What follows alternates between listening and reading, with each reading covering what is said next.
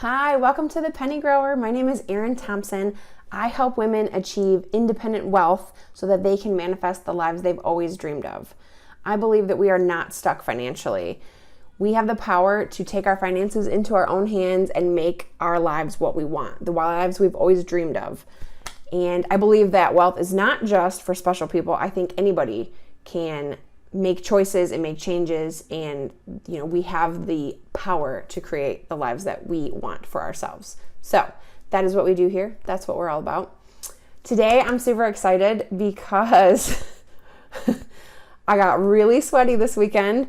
I shot some footage to help you learn how to not get ripped off by the mechanic. All right, let's get into it. So I went to college to be an automotive engineer. And when I was in college, so when I was in high school, I grew up on a farm. My dad's a farmer, so he would always do the vehicle maintenance on my car. And I feel like I had just gotten a brake job done, I don't know, maybe a couple of months before this, right? Something was going on with one of my tires, so I went to a mechanic to get 4 new tires. They were pretty old. It was time to get new ones. My dad said, yep, that's what you want to do. And I researched, which ones are the best ones and for my price point and all that stuff. So I go to get new tires, and this mechanic is like, oh, honey, your brakes are so bad. I can't believe that you didn't die on the way here. They're really bad. And I'm like, I don't think that's the case. My dad just did them a couple of months ago, and he's like, no, they're really bad. And I'm like, okay. Well, you know what? I'll have my dad take a look at it, because I'm a broke college student. I can't afford to have a mechanic fix my brakes, right? So I'm like, okay, thanks. I appreciate your concern, but I'm going to have my dad look at it. So I told my dad this, and he's like, no, your brakes are fine. What is this man talking about? And I hate that. And it's not just women, because I know there's a lot of guys, especially nowadays, that just don't know a lot about cars. So I hate that we are in a place of vulnerability where we can be taken advantage of when we go to the mechanic shop. And I don't want that for you ladies. I know here in Virginia, they have mandatory state inspections every year. And it just seems like it's this racket for the mechanics, because every time you go, they're like, oh, you really need this service, or oh, you really need that. And it's always the really expensive jobs. And it's man, you're not even supposed to be looking for that on these state inspections. It's heaters and wipers and make sure there's not gigantic chunks falling off my car. You're not supposed to be looking at that kind of stuff. So it's just frustrating, and I don't want that for you ladies to have to get taken for a ride by the mechanic. So for us, when we have that happen, the mechanics are trying to tell us that we need a service that we don't need.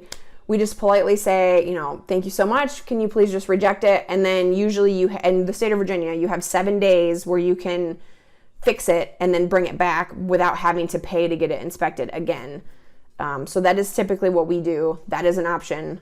If you know someone who's handy, or if you want to take on some of these yourself, because to be honest with you, a lot of these are not that hard. And with a very cheap tool set from Sears, or are Sears even still in business? I don't know. Home Depot, Lowe's, something. A pretty cheap tool set, you could do any of these repairs. Well, some of these repairs by yourself. So without further ado, don't mind my crazy hair and me sweating my butt off. And thank you very much to my husband. He is a dear, sweet man, and he made a cameo in the video. So hopefully you get some value out of this. So brake pads need to be changed roughly every 40 to 50,000 miles. If you're really hard on your brakes, you're slamming on your brakes all the time, they might need to get changed more frequently than that. Or if you bought really cheap, crappy brakes, they might need to get changed more frequently than that. But your car user's manual will usually tell you how long you should go between getting your brakes changed. So when you're looking at your brake pad, this little guy right in here is the pad. And a brand new brake pad is going to be about the width of a pencil. So not super wide, but that's what it will look like if it's brand new. Obviously, as it wears, it's going to get thinner and thinner and thinner, because this is taking material off of the brake pad. It's a consumable item. It's meant to degrade over time. So brake pads have built into them something called squealers. That's what, like, the non-technical term for it. So you probably notice, like, you're driving along, everything's fine, then all of a sudden one day your brakes start squealing really loud and you're like, what the heck is that? Or maybe if you're bumping your music like me, you didn't hear it.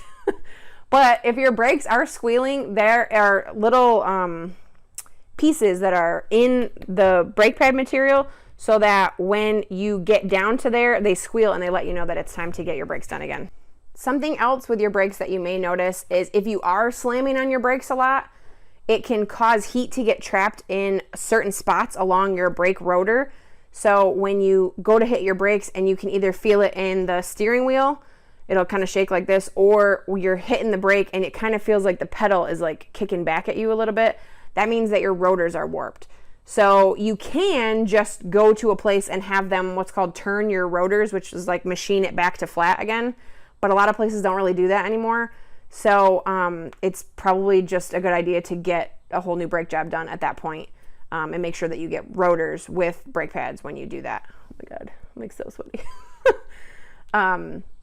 Because brake jobs really aren't that expensive and they're really pretty easy. So you ladies could do it yourself if you wanted to.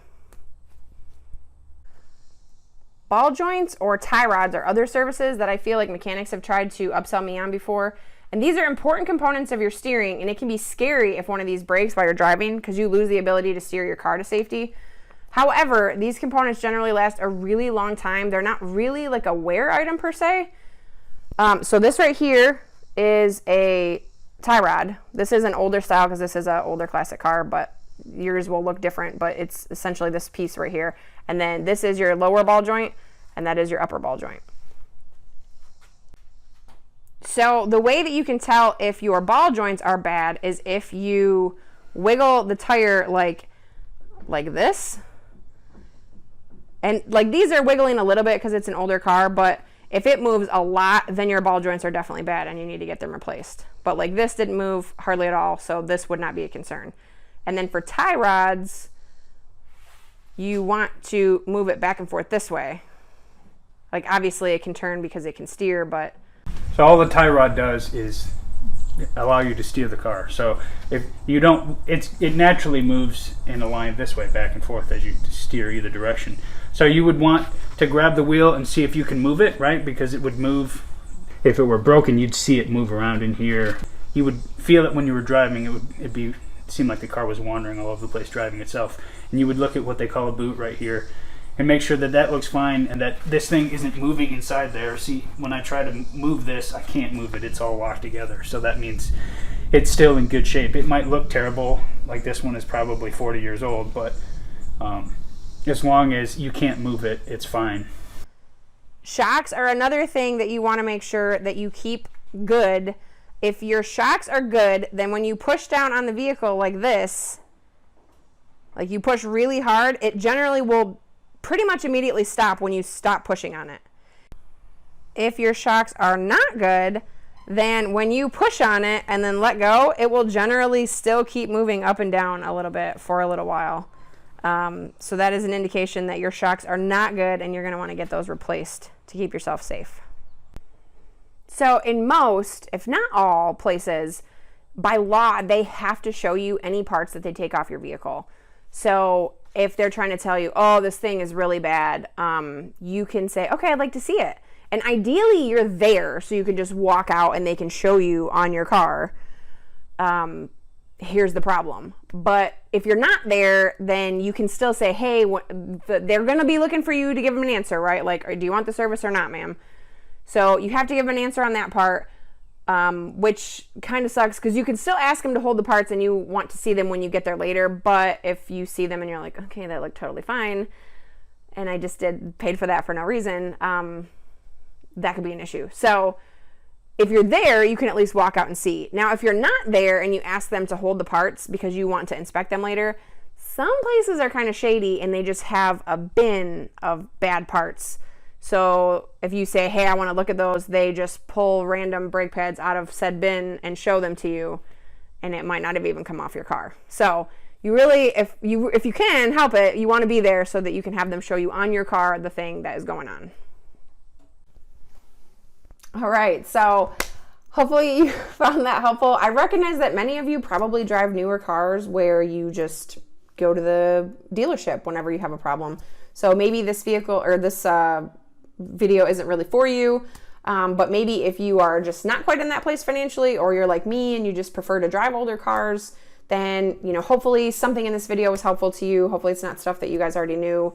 I just really wanted to talk about what it looks like and it feels like when it's good, and what it looks like and feels like when it's bad. So that way, when you are at the mechanic shop, hopefully you're there, and if they're trying to tell you something's wrong, you can say, okay, show me. And when he tries to rock, like let's say it's your ball joints, because ball joints are a really expensive service. There's a lot of labor that goes into ball joints. So that's a popular upsell because they can make a lot of money on you. So, you can say, okay, show me. And if they're not rocking the tire like that, or they're not able to show you the ball joint moving around, you could see in the video like where they're at. If you don't see a ton of movement, then you can confidently say, sorry, Jack, I'm not going to pay for that. So, and I don't mean to paint mechanics as predators. Like, to be honest with you, it's not their fault.